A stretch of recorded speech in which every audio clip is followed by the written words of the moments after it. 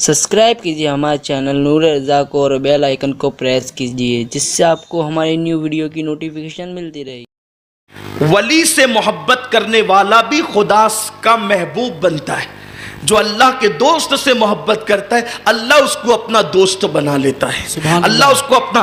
और जो वली से दुश्मनी करे, ये भी बुखारी शरीफ की हदीस है, अल्लाह फरमाता है कि जो मेरे वली से दुश्मनी करे, अल्लाह फरमाता है मन आदा वलीयन फकत आज़नतहु बिल हर्ब, जो मेरे वली से दुश्मनी और बुग़्ज़ रखता है मैं उसके साथ ऐलान जंग करता हूं।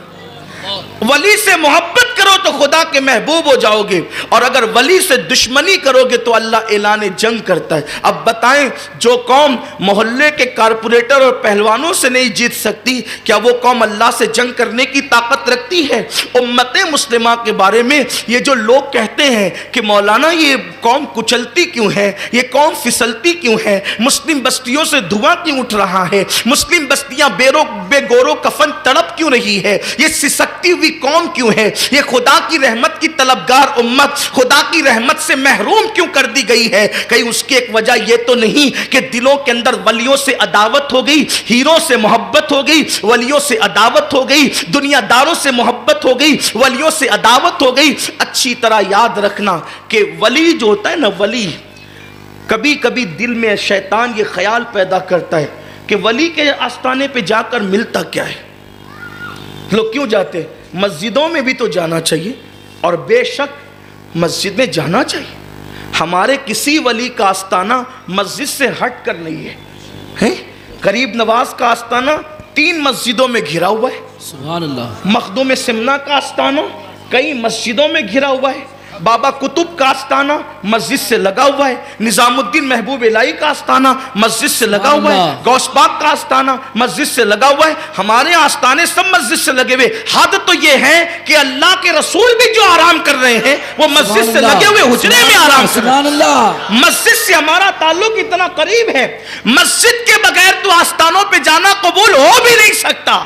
लेकिन बात इतनी है कि कभी कभी ज़हन में ये सवाल पैदा होता है कि भाई वली के आस्थाने में जाके मिलता क्या अल्लाह हमारे लिए काफ़ी नहीं है? अल्लाह तो सब कुछ देता है। तो आइए उस पर भी बुखारी शरीफ की और सियाह से एक हदीस पेश करें। इसको आपने कई बार सुनी होगी, लेकिन फिर इसको आप मेरे उन्वान के तहत सुने तो आपको समझ में आएगा, इसलिए कि ये हदीस पाक का मौजज़ा है। ये हदीस पाक का मौजज़ा है। हदीस को आप जिस एंगल से स्टडी करेंगे आपको हदीस में वो उन्वान मिलेगा। ये मेरा चैलेंज है, ये मुस्तफ़ा जान रहमत के कलामे मुबारका का एजाज है। मुझे हैरत है कि जब गालिब और इकबाल की शायरी में इतने माना निकल सकते हैं तो हुजूर तो अफसहुल अरब है, फुसहा अरब के बड़े बड़े, तेरे आगे यूं है दबे लचे, कोई जाने मुंह में ज़बां नहीं बल्कि जिस्म में जान नहीं। जब गुलामों के कलाम में इतने माना हो सकते हैं तो आका सल्लल्लाहु अलैहि वसल्लम जो साहिब कुरान साहिब लिसान है उनके कलाम में कितना माना होंगे। तो ये भी सिहा की हदीस है। हदीस पाक का मफहूम ये है, एक बंदा था बनी इसराइल में, ये हदीस हुजूर खुद बयान करें, ये हदीस मरफू है, अल्लाह के रसूल अलैहि सलाम खुद बयान फरमा रहे। आका फरमाते बनी इसराइल में एक शख्स था, उसने 99 लोगों का कत्ल किया। 99 लोगों का कत्ल करने के बाद उसके दिल में एक बात आई कि मैं तौबा करूं और अपने गुनाह से माफ़ी मांगूं, अल्लाह की बारगाह में रुजू करूं, तौबा करूं, अल्लाह से माफ़ी तलब करूं। तो वो पूछने के लिए किसी बंदे के पास गया और पहुंचने के बाद कहा कि मैंने 99 कत्ल किए हैं, 99 लोगों को। और कत्ल क्या है? कत्ल ये है कि किसी ने अगर एक इंसान को बेगुनाह कत्ल किया तो गोया उसने सारे इंसानों को कत्ल किया। एक इंसान का कत्ल सारे इंसानों के कत्ल के बराबर है, और एक इंसान को जिंदगी देना पूरी इंसानियत को जिंदगी देने के बराबर है। ये कुरान का ऐलान है। तो उसने 99 लोगों को कत्ल किया और पहुंचा एक साहब के पास, साहिब इल्म के पास, कहा कि मैंने 99 कत्ल किए, क्या मेरी तौबा कबूल है? तो इल्म वालों में 2 क्वालिटी के लोग हैं, एक वो जिनके पास सिर्फ इल्म है और दूसरे वो जिनके पास इल्म के साथ साथ फैजान इल्म भी मौजूद है। तो जिनके पास सिर्फ इल्म है, जैसे शैतान के पास सिर्फ इल्म था, کہنے والے نے کہا علم انسان کو انسان بنا دیتا ہے، علم بے مایا کو سلطان بنا دیتا ہے، علم اللہ جسے دے اسے ایمان بھی دے، ورنہ یہ وہ ہے جو شیطان بنا دیتا ہے۔ تو علم صرف ہوتا ہے، فیضان علم نہیں ہوتا۔ اب آپ کہیں گے یہ فیضان علم کہاں سے آتا ہے؟ یہی اصل بات ہے، علم مدرسوں سے ملتا ہے، اور جب علم والا خانقاہوں سے جڑ جاتا ہے تو اس کو علم کے ساتھ فیضان علم بھی نصیب ہو جاتا ہے۔ سبحان اللہ۔ اب خانقاہ کسے کہتے ہیں؟ کسی چار دیواری کا نام خانقاہ نہیں ہوتا، بلکہ کسی شیخ طریقت کا وجود اگر درخت کے نیچے بیٹھ جائے تو وہ درخت بھی خانقاہ بن جاتا ہے۔ جیسا کہ عارف رومی نے کہا، مولوی ہرگز نشد مولائے روم تا غلام شمس تبریزی نشد۔ جب تک کہ کسی مولوی کو شمس تبریز جیسے کی غلامی نصیب نہیں ہوتی، اس وقت تک کوئی مولوی مولائے روم بن ہی نہیں سکتا۔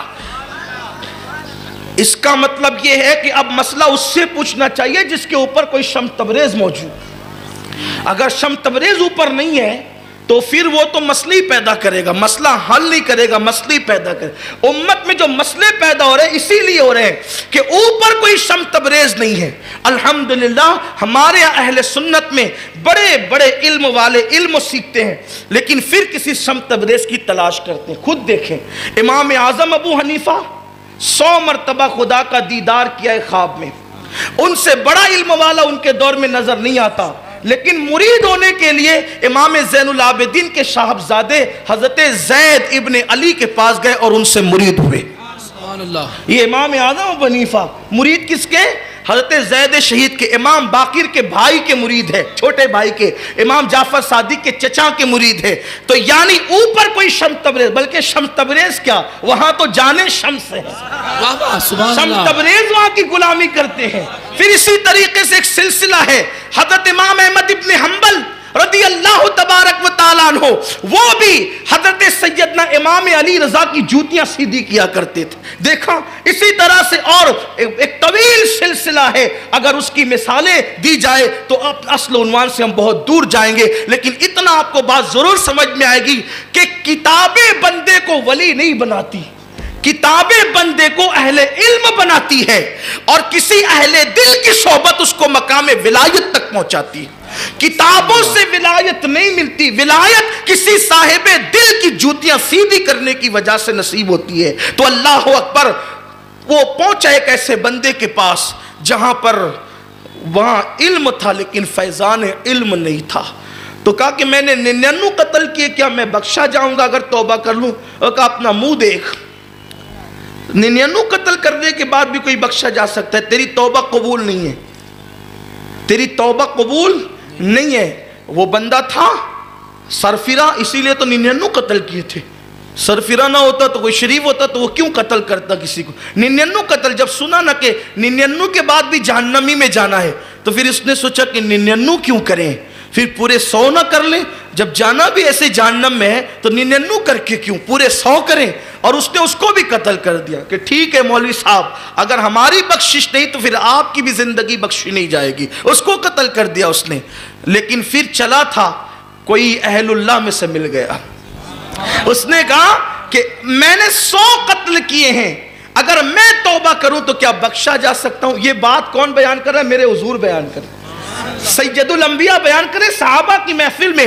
اس نے کہا 100 قتل کیے ہیں، کیا میں بخشا جاؤں اگر توبہ کروں تو؟ اس بندے نے کہا کیوں نہیں، کیوں نہیں، بے شک تو بخشا جا سکتا ہے، شرط اتنی سی ہے، یہاں قریب میں ولیوں کی بستی ہے، ان کی بستی میں جا کے توبہ کر، ان کے آستانے کے قریب جا کر، اللہ تجھے بخش دے گا، کیونکہ پھر وہ تجھے نہ دیکھے گا۔ ان رحمت اللہ قریب من المحسنین، بے شک اللہ کی رحمت محسنوں کے یعنی ولیوں کے قریب ہے۔ جب کوئی ولیوں کے قریب جاتا ہے تو پھر اس کو نہیں دیکھا جاتا، ولیوں کے صدقے اس کو بھی بخش دیا جاتا ہے۔ سبحان اللہ۔ وہاں جا خدا کا کرنا۔ وہ نکلا کہاں کے لیے؟ کہاں کے لیے؟ ولیوں کی چوکھٹ کے لیے۔ چند ہی قدم چلا تھا کہ زندگی نے وفا نہ کی اور اس کا انتقال ہو گیا۔ آستانہ ولایت پر پہنچنے سے پہلے اس کو موت آ گئی۔ آپ کی توجہ ہے تو بہت خوبصورت بات ہے، حضور کی تو ہر بات ہی خوبصورت ہے۔ اس نے چند قدم بڑھائے آئے تھے اللہ والوں کی طرف چلنے کے لیے اور اس کی زندگی نے وفا نہ کی, اسے موت آ گئی. موت آئی, حدیث کے الفاظ ہے کہ رحمت کے فرشتے بھی آ گئے اور عذاب کے فرشتے بھی آ گئے, اور دونوں نے کہا ہم لے جائیں گے اور ہم لے جائیں گے. حالانکہ کبھی ایسا نہیں ہوتا, کیونکہ فرشتے اپنی مرضی سے نہیں آتے, وہ تو خدا کی مرضی سے آتے ہیں, اور اللہ کی طرف سے کبھی بھول نہیں ہوتی, اللہ کی طرف سے کبھی بھول نہیں ہوتی, وہ بھولنے سے پاک ہے. لیکن وہاں بھیجا دونوں کو تاکہ لوگوں کو پتہ چل جائے کہ دونوں کو بھیجنے میں حکمت کیا تھی. دیکھو دونوں کو, اگر ایسے ہی بخش دیتا تو پھر یہ میری تقریر کا عنوان کب بنتا ہے, سیاہ ستہ کا عنوان یہ کب بنتا. اللہ کی حکمت دیکھو, دونوں کو بھیجا, دونوں میں گفتگو بھی, انہوں نے کہا ہم, انہوں نے کہا ہم, دونوں نے کہا, اب دلیل پیش کی, ہم اس لیے لے جائیں گے کہ 100 قتل کیا تھا. انہوں نے کہا ہم اس لیے لے جائیں گے کہ اللہ والوں کی بستی کی طرف توبہ کی نیت سے جا رہا تھا. اس کو اکثر لوگ توبہ کے باب میں بیان کرتے ہیں, لیکن توبہ کی اہمیت اپنی جگہ, اصل جو باب ہے وہ اب شروع ہوتا ہے, اصل جو باب ہے, اصل جو عنوان ہے وہ اب شروع ہوتا ہے. یہ مقدمہ قدرت کی بارگاہ میں پیش ہوا, اللہ کی بارگاہ میں, مولا تو ہی بتا کرے کیا, کہ یہ کہتے ہیں ہم اور یہ کہتے ہیں ہم کیا کریں. تو اللہ نے یہ نہیں کہا کہ تو یا تو نہیں, یہ بھی نہیں, پھر یہ بھی نہیں کہا کہ بندو انما الاعمال بالنیات, کہ اعمال کا دار و مدار نیتوں پر ہے. توبہ کے لیے چلا تھا, ٹھیک ہے معاف کر دیا, اب وہاں توبہ کا عنوان ہی ختم ہے, توبہ کا عنوان ختم ہو گیا. وہاں پر اللہ نے ارشاد فرمایا, چاہے جبریل کے ذریعے یا ڈائریکٹ, اللہ کی مراد اللہ جانے, اللہ نے ارشاد فرمایا اے فرشتوں, یہ جو میرا بندہ انتقال کر گیا ہے اس کے گھر سے اس کا جسم ناپو, اس کے گھر سے, اس کی بستی سے اس کا جسم ناپو, اور اس کے جسم سے ولیوں کا آستانہ ناپو. اگر یہ آستانے ولایت کے قریب ہے تو اس کو جنت میں لے جاؤ, اور یہ اپنے گھر کے قریب ہے تو اسے جہنم میں لے جاؤ. پتا چلا آستانے ولایت کی اہمیت کتنی ہے. سبحان گھر اللہ, ان کا بھی تھا, گھر اس کا بھی تھا. ولیوں کے قریب رہنے والے کو قدرت کہہ رہی ہے جنت میں لے جاؤ. یہ صحیح سیاہ ستہ کی صحیح حدیث ہے. اور پھر چند ہی قدم چلا تھا, ابھی تو پہنچا بھی نہیں تھا, قریب بھی نہیں ہوا تھا. قدرت کو پیار کتنا آتا ہے ولی کے یہاں جانے والوں سے. اسی لیے شیطان ولی کے یہاں جانے نہیں دیتا, کیونکہ جانتا ہے جب تم ولی کے یہاں جاؤ گے تو اس کی پوری محنت پہ پانی پھر جائے گا, جنتی نہ ہو جاؤ گے, تو اس لیے وہ جانے نہیں دیتا. وسوسے ڈالتا ہے, یار وہ زندہ ہے کہ مردہ ہے, ابھی تو مٹی ڈالی تھی, 800 سال ہو گئے, ہڈیاں بھی پگھل گئی ہوگی, ہم جائیں گے تو سنے گا کہ نہیں سنے گا, بولیں گے تو سنے گا کہ نہیں سنے گا. میں عرض کرنا چاہتا ہوں کہ ہمارے مالیگاؤں کے قبرستان میں سینکڑوں سال پرانی قبریں ہیں, لیکن ہم جاتے ہیں تو بلا کسی تخصیص کے سلام بھی کرتے ہیں اور ہر مردے سے بات بھی کرتے ہیں. سلام کا عنوان تو آپ نے بار بار سنا ہوگا, انہیں تسلیاں بھی دیتے ہیں. کیا کہتے ہیں؟ السلام علیکم یا اہل القبور, اے قبر والو تمہیں سلام ہو. اسی میں بس نہیں کرتے, ان کے لیے دعا بھی کرتے ہیں مخاطب ہو کر, یغفر اللہ لنا ولکم, اللہ تمہیں بھی بخشے اور ہمیں بھی بخشے. پھر ان کو تسلی بھی دیتے ہیں. کیا کہتے ہیں, کیا تسلی دیتے ہیں؟ کہتے ہیں وَأَنْتُمْ سَلَفُونَ وَنَحْنُ بِالْعَصْرِ, تم پہلے آ گئے, انشاءاللہ ہم تمہارے بعد آنے والے ہیں. یہ کلام کس سے کر رہے ہیں؟ جنات سے, فرشتوں سے, پریوں سے, کس سے کر رہے ہیں یہ کلام؟ آپ کس سے کر رہے ہیں؟ مردوں سے. اور کس سے کر رہے ہیں؟ جو قریب کی قبر ہے اس سے کر رہے ہیں, یا جو کونے میں قبر ہے اس سے کر رہے ہیں؟ کس سے کر رہے ہیں؟ یہ یہاں والا بھی سن رہا ہے, وہاں والا بھی سن رہا ہے, جس کے انتقال کو 1 دن ہوا وہ بھی سن رہا ہے, جس کے انتقال کو 1000 دن ہوا وہ بھی سن رہا ہے, اور وہ بھی سن رہا ہے جو جھوٹ بولتا تھا, وہ بھی سن رہا ہے جو شراب پیتا تھا, وہ بھی سن رہا ہے جو چغلی کرتا تھا. ارے جب پاپی تیری آواز سن سکتے ہیں تو جنہوں نے پوری زندگی خدا کی عبادت میں گزاری ہے, کیا وہ لوگ نہیں سن سکتے؟ سبحان اللہ, کیا بات ہے بھائی. آپ دعا پر تو کبھی توجہ کریں, اور بات آسانی سے سمجھ میں آ جائے. جی, اور بات آسانی سے سمجھ میں آ جائے گی. دیکھیے, ایک حدیث پاک کو سب بیان کرتے ہیں. میں سمجھتا ہوں کہ کوئی نیک دل مقرر ایسا نہیں ہوگا جس نے اس حدیث کو بیان نہ کیا ہو. سب بیان. حدیث کیا ہے؟ جو شخص فجر کی نماز چھوڑتا ہے ظہر تک اس کو قبر میں سانپ ڈستے ہیں. صحیح, بار بار سنا ہے آپ نے, مجھ سے تو کئی بار سنا ہوگا. میں تو جہاں جاتا ہوں لوگوں کو کہتا ہوں نماز پڑھو.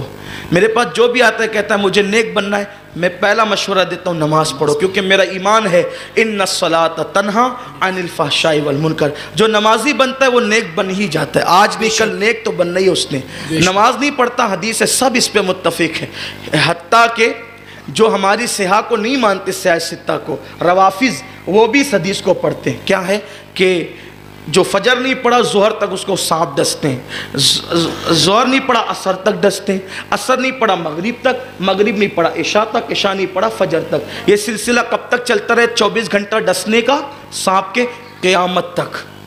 बेनमाजी को कब तक सांप डसते रहेंगे? कब तक? क़यामत तक उसको डसते रहेंगे सांप। आपसे पूछता हूँ, ये सांप जो डसते हैं, मिट्टी को डसते हैं, पत्थर को डसते हैं, कि ईंट को डसते हैं, कि मुर्दे को डसते हैं? किसको डसते हैं? इंसान को डसते हैं ना। अब जब वो है ही नहीं कब्र में तो डसते किसको है? अल्लाह। भाई क़यामत कब है? क़यामत कब है? क़यामत 1000 साल के बाद, 500 साल कब है? कोई गारंटी है उसकी? क़यामत का इल्म तो इंदल्लाह, अल्लाह के पास है ना, अल्लाह के पास है। लेकिन ये सांप कब तक डसेंगे बेनमाजी को? क़यामत तक। और फिर बात ये है कि मुर्दे को नहीं डसते। जब अल्लाह किसी मुर्दे को सवाब या अजाब देना चाहता है तो उसकी रूह उसके जिस्म में लौटा देता है। रूह और जिस्म दोनों पर अजाब होता है। ये मौक़िफ़ है तमाम मोमिनीन का कि जब अल्लाह किसी को अजाब दे या अज्र दे तो उसके जिस्म पर सिर्फ अजाब नहीं होता और सिर्फ उसकी रूह पर भी अजाब नहीं होता, रूह और जिस्म दोनों पर अजाब होता है। तब आप मुझे बताएं, ये जो क़यामत तक सांप डसते रहेंगे तो किसको डसेंगे? जिस्म को डसेंगे। जिस्म होगा तो डसेंगे, मिट्टी में मिल जाएगा तो थोड़ी डसेंगे। तब आप मुझे बताएं, जब बेनमाजी अपनी कब्र में अजाब का सदमा उठाने के लिए जिंदा है तो जिसने 40 साल तक इशा के वजू से फजर पड़ी वो अपनी कब्र में क्यों जिंदा नहीं है? जिसने एक नवाफिल की कसरत की वो अपनी कब्र में क्यों जिंदा नहीं है? अब आप सोचते हैं फिर हम तो कब्र खोदते हैं, कब्र पलटी होती रहती है, उसमें तो कोई दिखता नहीं। यही असल बात है, धोखा खा रहे हो। अपने देखने पे इतना गुरूर है, कभी अपना चेहरा भी खुद देखा है? अल्लाह। मुझे चैलेंज है, कोई बता दे किसी ने अपना चेहरा खुद देखा है? इंसान इतना अंधा है कि अपना चेहरा नहीं देख सकता, कब्र के हालात क्या देख सकता है? आंख पर गुरूर न करो, जो दिखे वो मौजूद है, ऐसी बात नहीं है। मुर्दा होता है मगर इंसानों को नजर नहीं आता, उसको जानवर देखते हैं, हमें नजर नहीं आता। और वो अल्लाह जो माँ के पेट में, एक पेट में कई बच्चों को समाने की ताकत रखता हो, वो अल्लाह जो सुई के नाके में कायनात को समाने की ताकत रखता हो, अगर वो अल्लाह एक कब्र में कई मुर्दों को समा दे तो इसमें ताज्जुब की क्या बात है? अल्लाह पर ईमान लो तो अल्लाह की कुदरत को मानो। आप नहीं देखते, देखो ये इतना बड़ा दरख्त है, ये दरख्त निकला कहाँ से? एक गुटली से निकला, एक गुटली से। तो गुटली के अंदर दरख्त था कि नहीं था? था, नजर नहीं आ रहा था मगर नजर नहीं आ रहा था। जब जमीन में दफन हुआ तो दरख्त नजर आने लगा। तो अपनी आंख पर एतमाद करोगे तो फिर काफिर हो जाओगे, कुदरत का इनकार करते रहोगे, कुफ्र की तरफ जाते रहोगे। तो गुटली में पूरा दरख्त है, उसके बाद फिर दरख्त में गुटली है। ये कुदरत का कारखाना है जो दावत इबरत दे रही है। और अल्लाह फरमाता है फिक्र करो उसकी निशानियों में, इन्ना फी खल्किस समावाति वल अर्द वख्तिलाफिल लैली वन नहार लआयातिन लिउलिल अलबाब अल्लदीना यज़कुरून अल्लाह क़ियामन व क़ुऊदन व अला जुनूबिहिम व यतफ़क्करून फी खल्किस समावाति वल अर्द रब्बना मा खलक़्त हाज़ा बातिला सुब्हानका फ़क़ीना अज़ाबन नार। अल्लाह के यहाँ जिक्र से बड़ा दर्जा फिक्र का है। 70 साल तक जिक्र करके वो सवाब नहीं मिलता जो अल्लाह की कुदरत में एक लम्हा फिक्र करने से मिला करता है। सुभान अल्लाह। तो अब पता चला कब्र में बेनमाजी जब मौजूद है तो अल्लाह का वली क्यों नहीं है? तो बहरहाल ये हुआ, अल्लाह ने फरमाया ये इसका जिस्म नापो, ज़मीन नापो इसके जिस्म से घर तक और अल्लाह वालों के आस्थाने तक। फिर क्या हुआ? अल्लाह को वलियों के यहाँ जाना उसका इतना प्यार आ गया कि अल्लाह ने ज़मीन को हुक्म दिया, ए ज़मीन सिमट, ए ज़मीन सिमट और मेरे बंदे को میرے ولیوں کے آستانے سے قریب کر دے. سبحان اللہ. زمین سمٹی اور وہ ولیوں کے آستانے سے قریب نکلا. اللہ نے اس کو جنت عطا کی. حدیث نے اشارہ دیا ولی کے یہاں جانے سے جنت ملا کرتی ہے. جب ولی کے آستانے کے قریب جانے سے جنت مل جاتی ہے تو دنیا کی کون سی نعمت نہیں مل سکتی. مگر بات اتنی ہے کہ ولی کے یہاں جانے والا ولی کے مشن کا پابند ہو, ولی کے نظریات کا پابند ہو, ولی کے عقائد کا پابند ہو, اور ولی کے یہاں اعتقاد کی بنیاد پہ جا رہا ہو, بد اعتقادی کی بنیاد پہ نہیں جا رہا ہو. اب بات شروع کرتے ہیں یہاں سے. جس ولی کے یا جن اولیاء کے آستانے کے قریب ہونے کی بنیاد پر اس بندے کو جنت ملی, وہ اولیاء بنی اسرائیل تھے. جب اولیاء بنی اسرائیل کی فضیلت کا یہ عالم ہے کہ جو ان کی طرف چند قدم چلے تو اسے جنت ملتی ہے, تو اولیاء امت محمدیہ کے مرتبے کا عالم کیا ہوگا؟ جب اولیاء امت محمدیہ کا مرتبہ یہ ہے تو پھر وہ صرف امت محمدیہ کا ولی نہ ہو بلکہ حضور کی اولاد بھی ہو اور مقام ولایت پر بھی ہو. پھر ان آقاؤں کے آستانے پر جانے سے مرتبے کیا نصیب ہوں گے.